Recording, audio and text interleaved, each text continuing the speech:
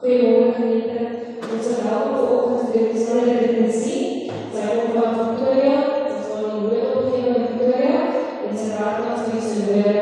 Ons laat is ons opdominant in die Eegekar. Ons wil al baie raak sien en wat verstoor vanoggend. En ons kunt vertrouw in die boodskap wat sy vandaag vraag en vanoggend hier is, dat het nie hart sal aanraak. Baie welkom.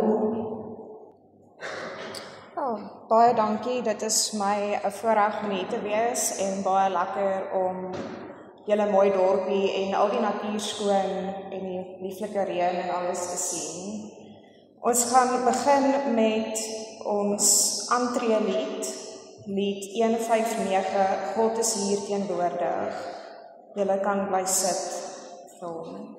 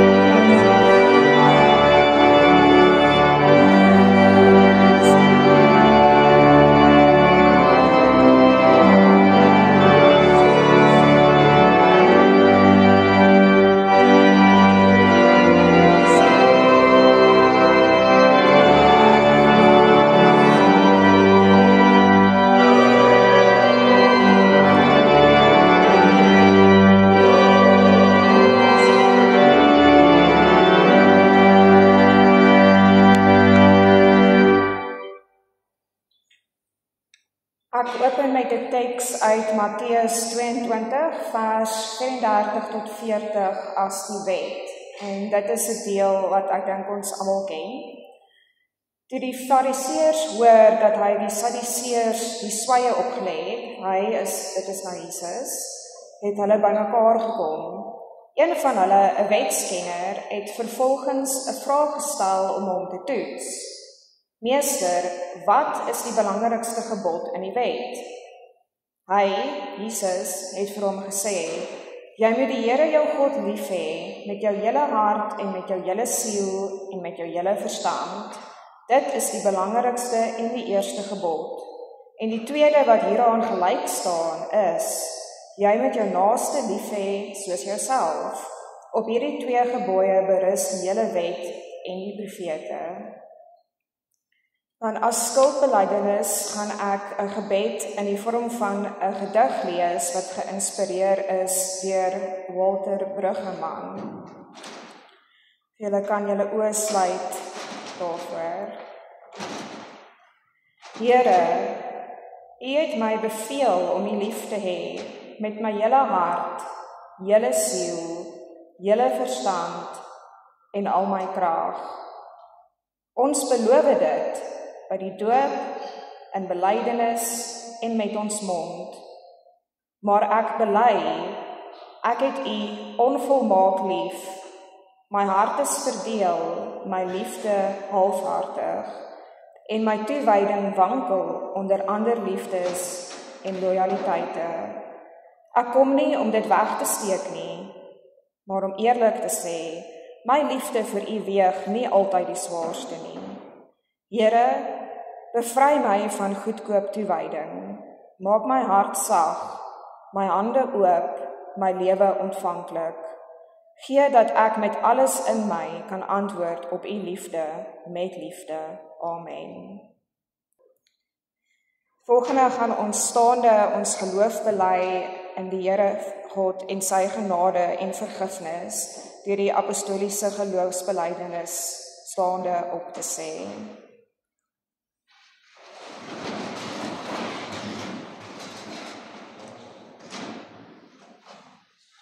Ek glo in God die Vader, die Almagtige, die Skepper van hemel en die aarde, en in Jesus Christus, sy eniggebore Seun, ons Here, wat ontvang is van die Heilige Gees, gebore is uit die Maagd Maria, wat gelei het onder Pontius Pilatus, gekruisig is, gesterf het en begrawe is, en ter helle neergedaal het, wat op die 3de dag weer opgestaan het uit die dode, wat opgevaar het na die hemel en sit aan die regterhand van God, die Almagtige Vader, van waar hy sal kom om te oordeel, die wat nog lewe en die wat reeds gesterf het. Ek glo in die Heilige Gees, ek glo aan 'n heilige algemene Christelike kerk, die gemeenskap van die heiliges, die vergewing van sondes, die opstanding van die vlees en 'n ewige lewe. Amen. Dan kan julle bly staan vir die lofliedere vandag.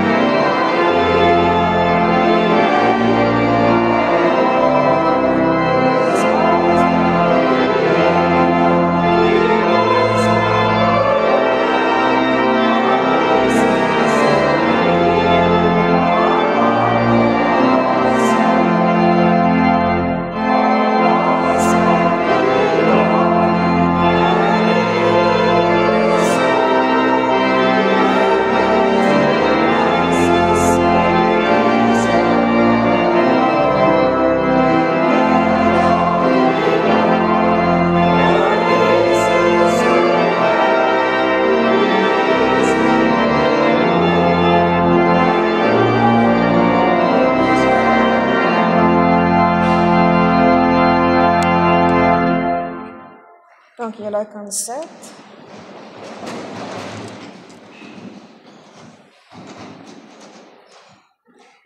Ons skriflesing is uit Lukas 1, vers 46 tot 55, as julle dit wil opsoek.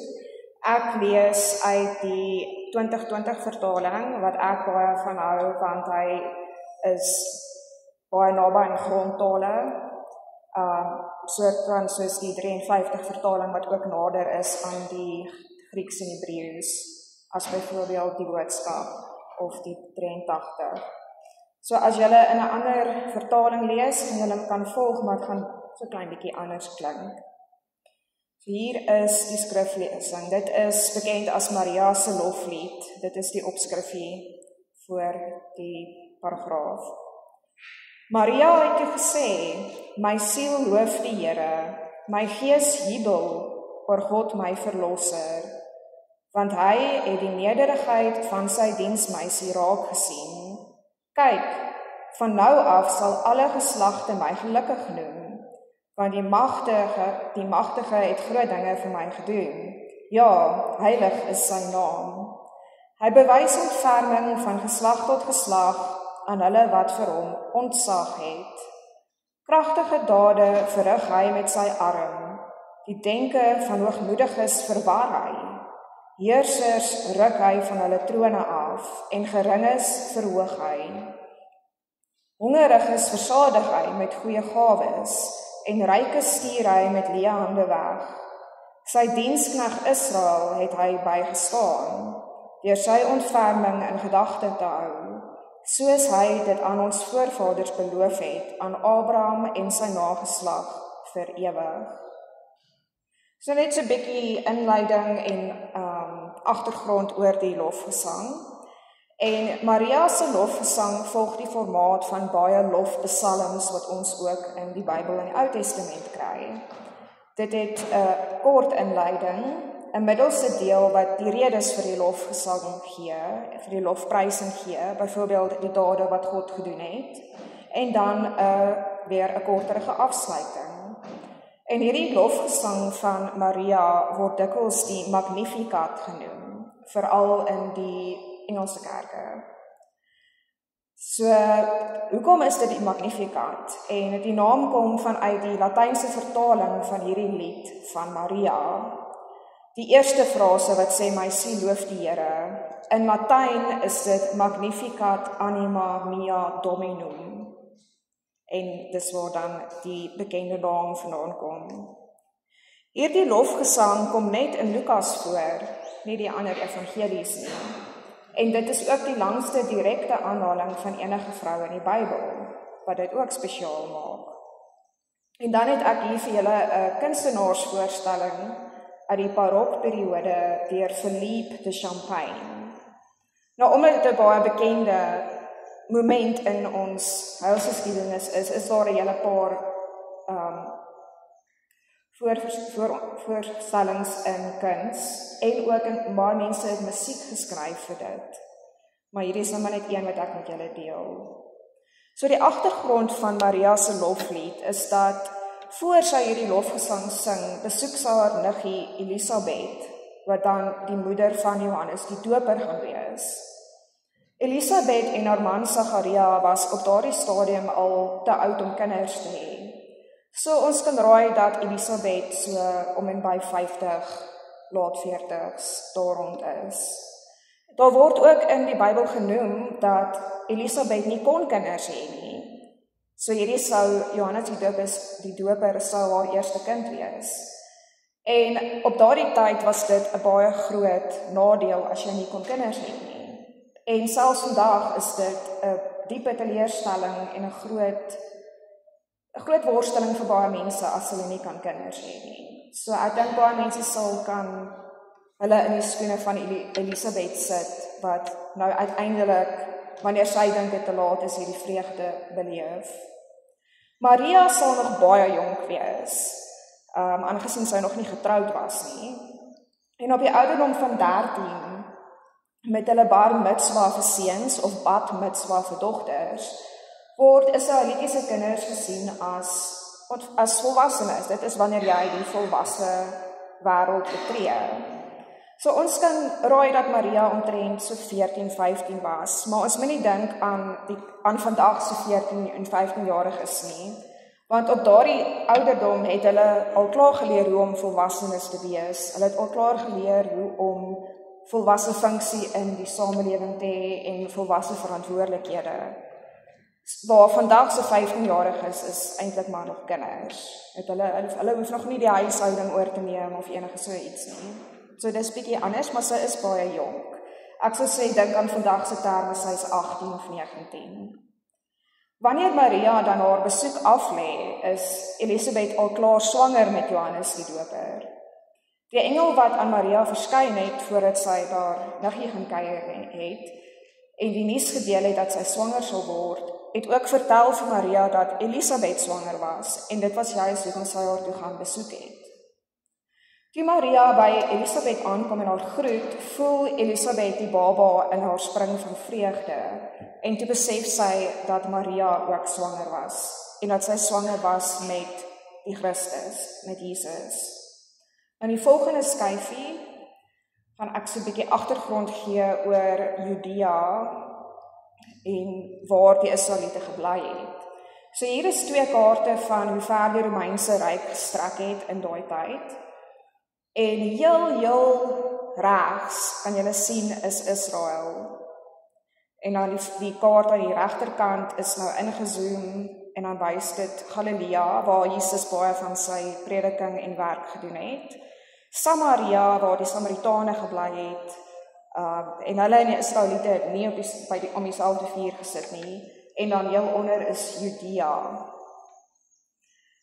So ons moet onthou dat Judea en die ander onder die ryk van die Romeinse gesag was. Hulle was bloot 'n provinsie van die Romeinse ryk en ook nie 'n baie gesogte provinsie of 'n baie groot of belangrike provinsie nie.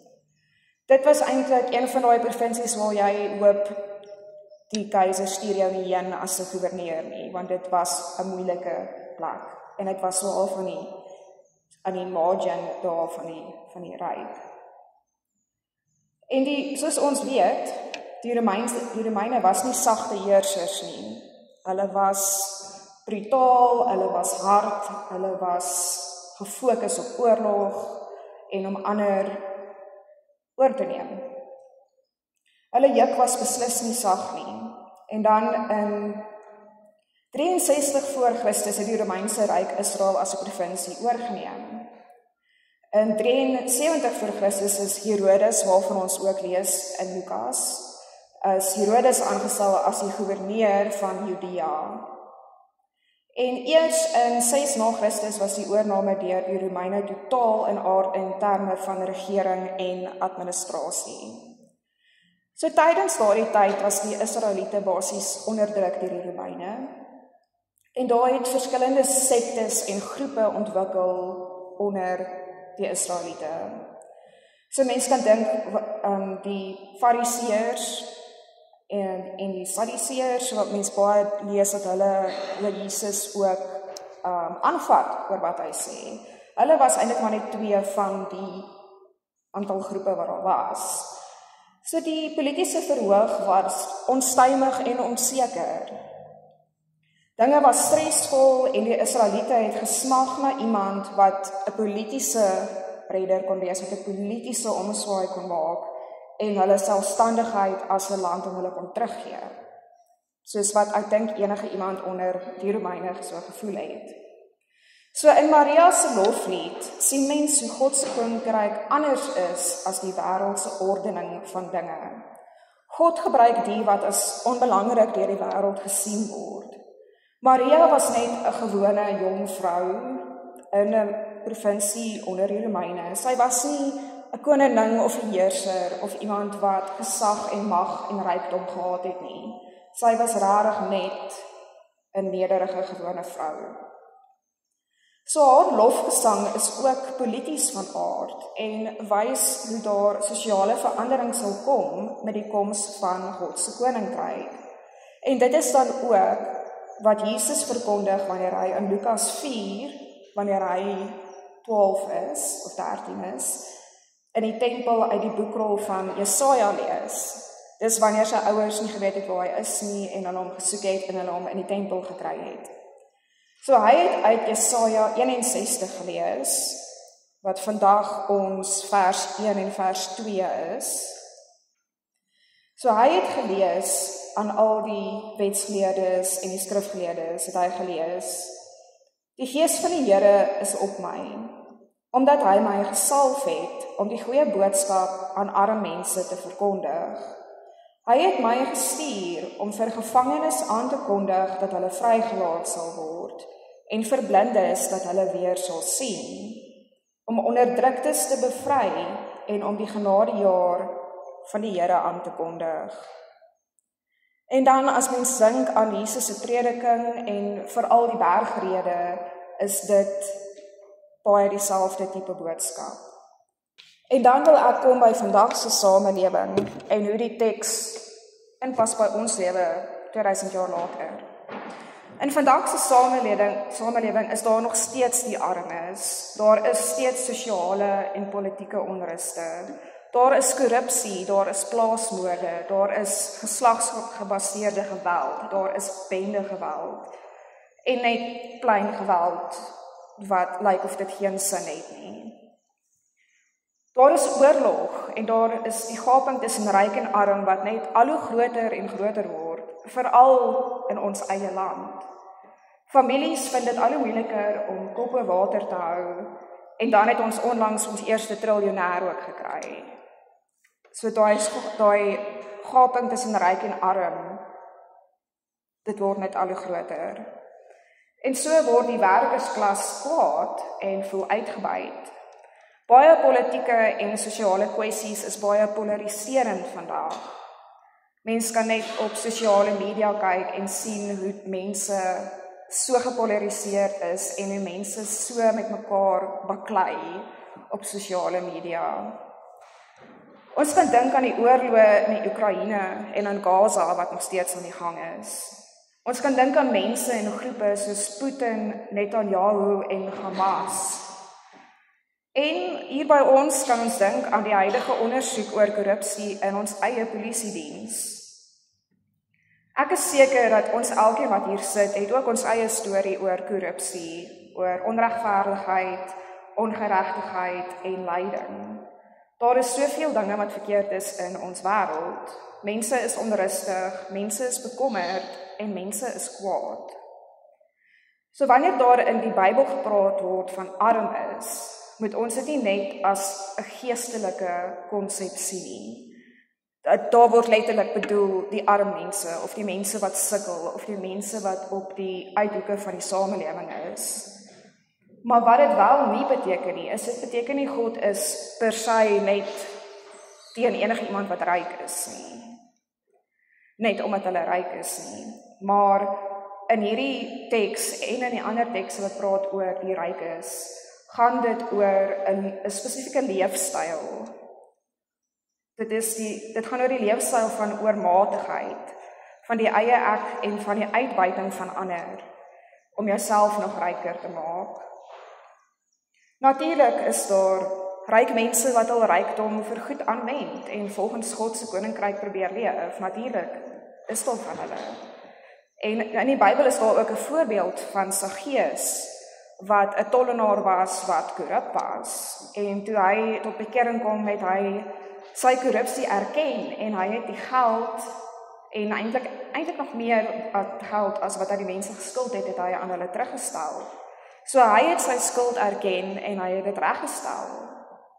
Maar die Griekse woorde wat hier gebruik word vir die rykes kan vertaal word met hoogmoediges, dis huperaphanoi, Dunastas is maghebbers, dink aan die woord dynasty, en Plotontas rykes. Die rykes soos in hierdie Griekse woorde beteken juist mense wat die armes uitbuit en ander mense misbruik, op ander mense trap en op ander mense as objekte gebruik om bo uit te kom. Letterlik soos stepping stones om bo uit te kom. Nou as ons vir Maria vandag ons wêreld wys, As ons dit vir haar kan wys, sou daar baie dinge wees wat sy sou herken. Tegnologie, kultuur, taal, infrastruktuur ensovoorts verander natuurlik. Daar's baie goed wat sy nie gaan verstaan nie, wat sy nie gaan herken nie. Maar mense bly dieselfde. Ons is almal nog steeds mense wat 'n sondige kant het, wat goed kan doen, wat kwaad kan doen. En jy sal altyd die mense kry wat ander mense onderdruk en uitbuit, wat manipuleer en korrupsie beoefen. Deur al die eeue se geskiedenis sien mense dit.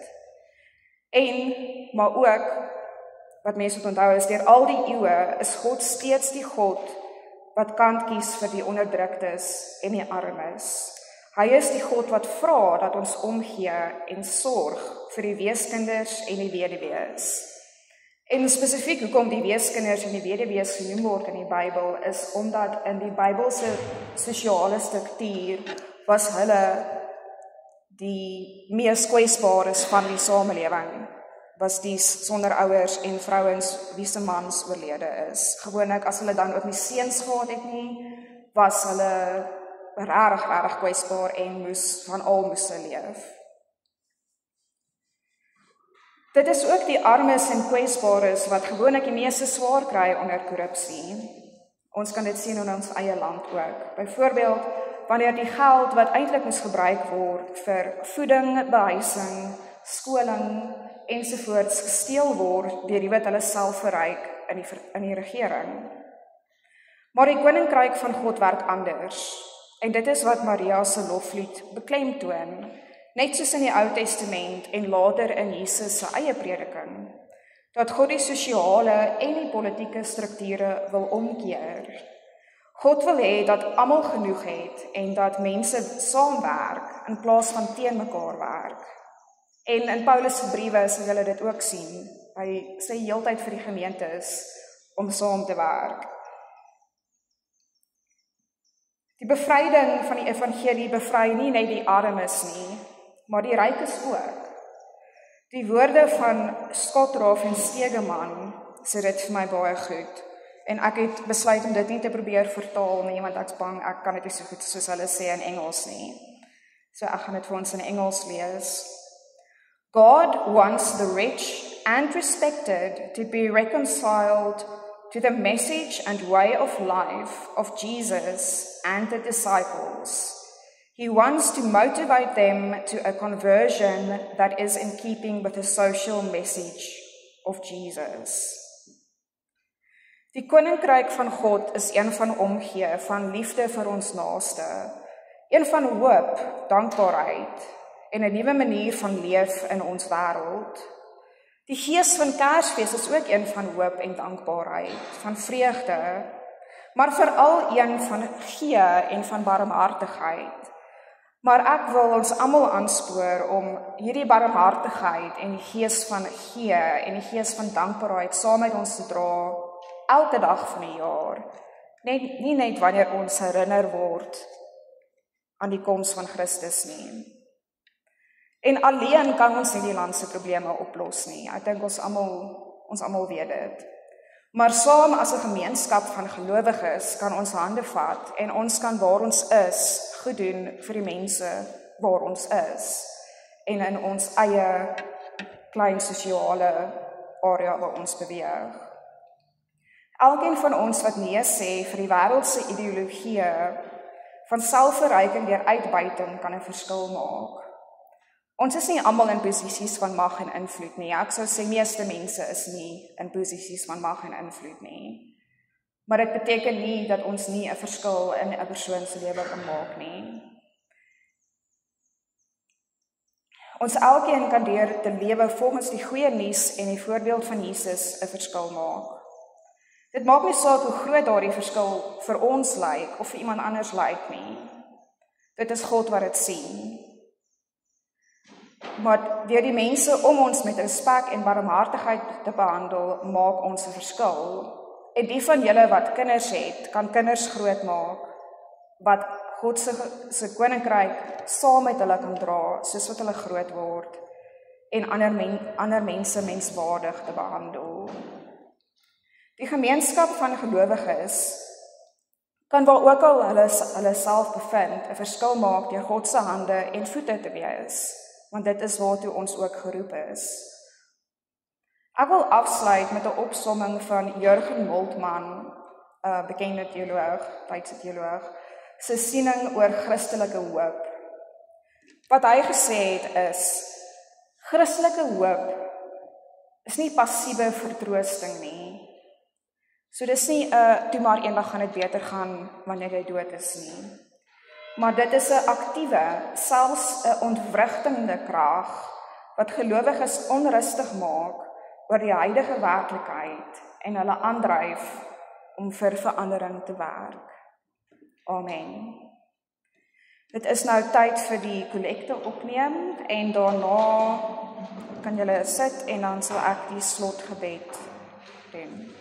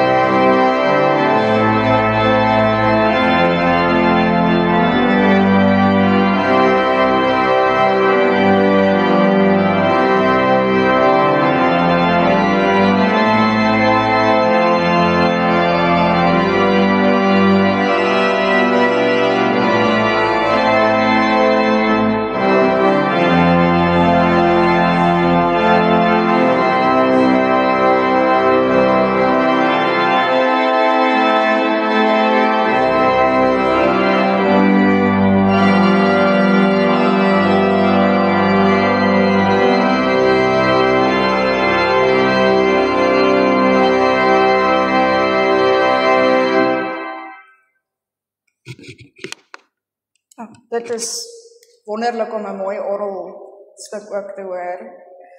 Julle het 'n baie talentvolle orgelspeler, dankie.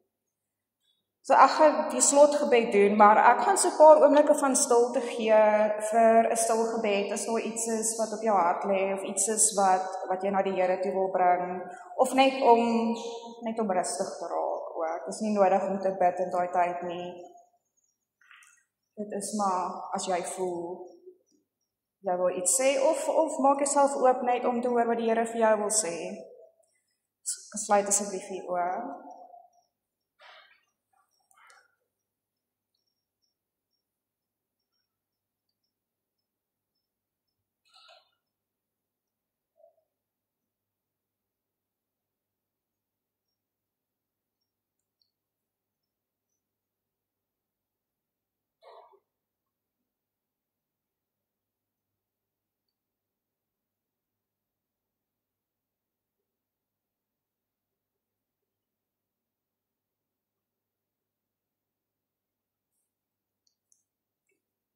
Here, ons is saam met Maria bly oor die adventtyd wat altyd 'n spesiale seisoen van ons jaar is.